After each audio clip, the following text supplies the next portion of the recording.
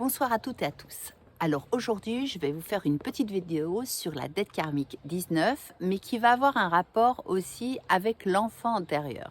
Alors, qu'est-ce que d'abord une dette karmique? Une dette karmique, c'est donc une loi de cause à effet, c'est-à-dire que tout acte a une conséquence.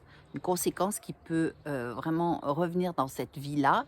Et si elle n'est pas résolue, elle reviendra autant de fois que nécessaire pour qu'on la comprenne.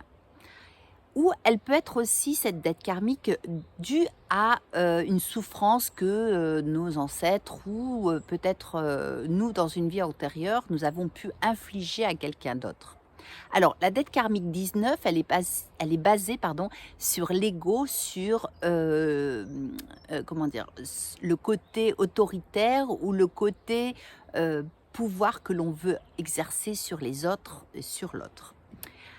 Alors, je me suis rendu compte que cette dette karmique aussi peut très souvent être en rapport avec quelque chose de l'ordre de l'agissement, enfin de l'agissement d'un parent sur un enfant qui a pu avoir effectivement un caractère autoritaire, un caractère qui en impose, qui veut tout contrôler, qui a de l'ascendant et de l'emprise sur son enfant. Je pense aussi effectivement aussi aux pervers narcissiques, à ces personnes qui, par leur attitude, vont tout faire pour que la personne ne puisse pas, puisse complètement être sous emprise et sous leurs influences.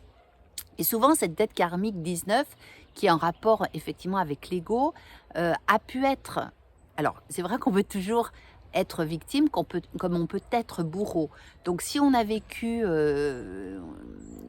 ce rapport, on va dire, de force avec un de ses parents, on peut très bien aussi, par, par la même, reproduire cette façon de faire par rapport à la blessure, par rapport à la souffrance en tant qu'enfant, et la reproduire dans notre propre vie, avec nos proches, avec nos enfants, et nous sommes effectivement encore une fois de plus dans une dette karmique, dans un cercle vicieux, dans quelque chose qui se reproduit, se reproduira tant que nous n'en aurons pas conscience. C'est pour ça que les dettes karmiques sont vraiment à déceler. Alors c'est quelque chose qu'on peut voir dans le thème numérologique parce qu'on le voit par rapport à ce nombre 19 qui s'inscrit à des endroits bien précis. Et il est important d'en avoir conscience parce que on n'est pas soi-même objectif quand on peut faire effectivement un calcul par soi-même. Il faut vraiment avoir un interlocuteur, quelqu'un qui est en face de vous et qui vous le fasse comprendre par rapport aux apogées, par rapport à certaines réalisations de vie, hein. Donc voilà, une dette karmique 19, ça peut être énormément de 1 dans un thème. Alors attention, on ne va pas généraliser. Le 1, c'est aussi des gens qui sont très en avant, qui sont très dans l'élan, dans l'entreprise, dans mener les autres, être indépendant, autonome, attention. Mais il peut y avoir un peu d'ego, effectivement, un peu d'autorité, un peu trop de pouvoir sur les autres. Voilà, je voulais vous parler de cette dette karmique. Je vous remercie bien sûr de vous abonner à ma chaîne, de me faire connaître un petit peu vos intentions quant aux vidéos que vous aimeriez voir.